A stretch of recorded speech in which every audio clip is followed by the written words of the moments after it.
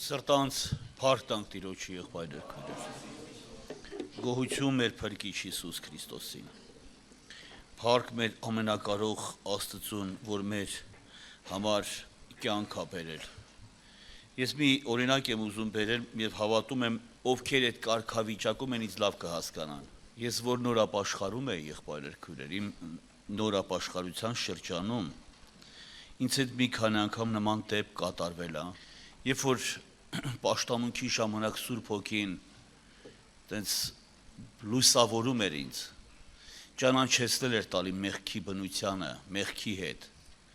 ինձ հասկացնում էր եւ ես զգում էի ոնց որ իմ մասին է քարոզը եւ մտածում եմ որ պաշտամունքից հետո պիտի գնամ ու խոստովանեմ։ Պաշտամունքը վերջանում էր, ամոթը խեղդում էր։ Ես հետ էի կանգնում, գնում էի տուն։ Տառապում էի միջև հաջորդ պաշտամունքը, միջև մյուս շաբաթ, մյուս չորեքշաբթի կամ ուրբաթ։ Երբ որ խոսք էր լինում, ոչ թե միայն մեղքի հանդեպ, այլ ընդհանրական երբ որ խոսք էր լինում, Սուրբ Հոգին նորից ինձ բացում էր այդ կարգավիճակ, ասում էի, արդեն հոգնել եմ, այսօր պիտի խոստովանեմ ու ազատագրվեմ այս ցավից։ Պաշտամունքը վերջանում էր, հակառակորդը միտք էր բերում, ամոթա, ինչ կասեն քո մասին, ինչ կմտածեն քո մասին, ինչպես կարող են պատկերացնել, կարող է քեզ չհասկանան, կարող է քեզ չճանաչեն, դու վերջը ով ես։ Եղբայրներ քույրեր, նորից տուն էի գնում,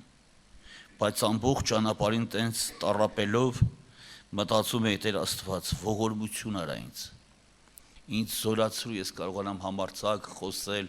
ու ազատագրվել, բայց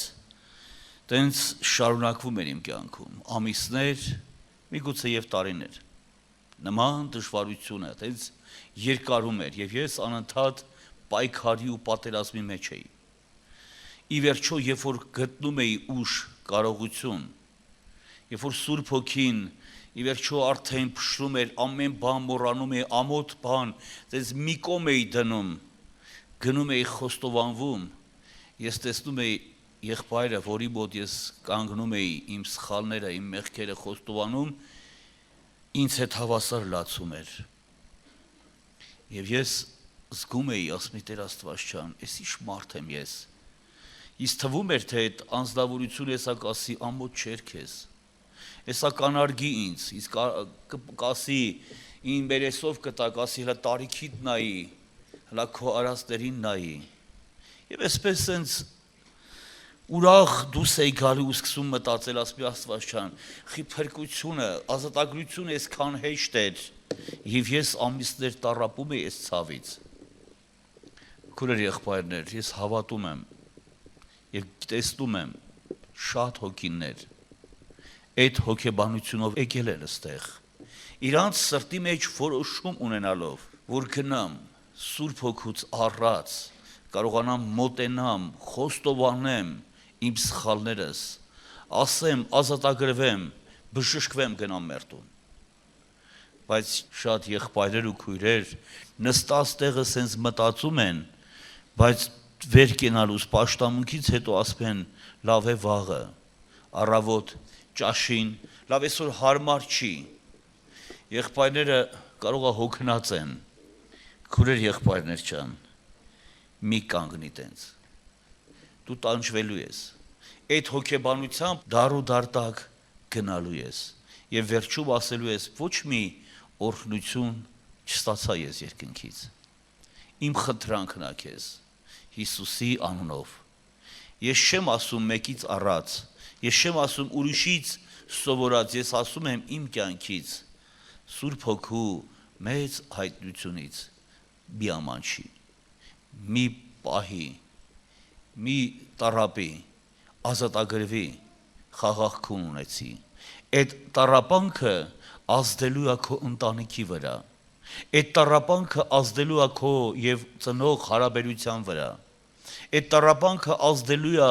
քրոջդ նկատմամբ, եղբորդ նկատմամբ, այդ տառապանքը քեզ անընդհատ լարվածության մեջ է պահելու եւ ամեն մի հանգիստ խոսքն էլ շատ վատ ես ընդունելու։ պատահել է ձեր հետ, եղբայրներ, քույրեր, որ քեզ հանգիստ հարց ա տվել, բայց դու բորբոքվել ես ու չոր պատասխանել ես, վիճել ես այդ մարդու հետ, ինքն էլ է զարմացել, ասել է մարդ, ես ինչ ասի ես սրան, ես ախրան բան չասեցի, ես ինչի բորբոքվեց, ես ինչի ինձ վիրավորեց, եղբայրներ, քույրեր, այդ անձնավորությունը իրա բնությունից բխած քեզ վիրավորեց, դու բան չասեցիր, իրա ներսն է անխաղաղ, ինքն է անհաշտ Աստծո հետ, իրա ներսում կա տառապանք, ինքը չի կարող հաշտվի, իրա ներսում պայքար ու պատերազմ է, եթե դու էլ կողքից միգուցե այդ նման թեմայի հետ կապված մի հարց ես տալի, այս մարդը չարանում է, այս մարդը ընկնում է լուրջ տառապանքի մեջ, եղբայրներ, քույրեր, իմ խնդրանքն է Տեր Հիսուսի անունով նրա այրան զորության ու իշխանությամբ մի ամանչի, այս երեկոն անց չկասնես, Դավիթն ասում է աչքերիս քուն, արտևանքերս դիրհում պիտի իշտամ, միջև իմ Տիրոջ հետ հաշտություն չունենամ, գնա Տիրոջ առաջ, խոստովանի Տիրոջը, ազատագրվի, այսօրվանից խաղաղ քուն ունեցի, գիշերն էլ չես քնում հանգիստ, գիշերն էլ ես տառապում, երազները քեզ հանգիստ չեն թողում, քո ներսում տառապանք է, ուրախություն չկա, ի վերջո մեկ-մեկ քեզ էլ ասում ես այ մարդ, բա ես ուրախանալու կարիք չունեմ, ինձ չի տրված ես ուրախանամ, ես ամեն ժամանակ պիտի տառապեմ, չէ, քուրեր եղբայրներ, դու դրա համար չես կանչված, դու կանչված ես ազատության համար, ազատության հոգին քո հետ աշխատանք ունի, նա ուզում է քեզ ազատի, նա չի եկել, որ քեզ գերության մեջ պահի, որ տենց գերության մեջ մնաս, հավատքը քեզ համար մի հատ բեռ դառնա, մի հատ ծանրություն դառնա ու դու ես տառապես այդ բեռի տակ, մտածես, չէ, երևի ինձ ներում չկա, ի վերջո գալիս է ժամանակ, երբ որ հակառակորդը կարողանում է մարդուն համոզել, քուրեր եղբայրներ, մի գնա համոզվելուն, գնա ազատագրվի, ես խնդրում եմ քեզ Տեր Հիսուսի անունով, այսօր, պաշտամունքից հետո, ոչիչ, եթե այսքան օրեր դու ոչինչ չես արել, բժշկությունդ չի եկել, դու տառապանք ունես, դու նեղություն ունես, արի խոստովանի Տիրոջ առաջ, պատմի, բժշկություն գտի, աղոտ քարվի ու հաղթություն ունեցի Հիսուսի անունով եւ մռայլ կգաս, ուրախ կգնաս քուրեր եղբայրներ ջան, խաղաղությամբ կգնաս եւ միջև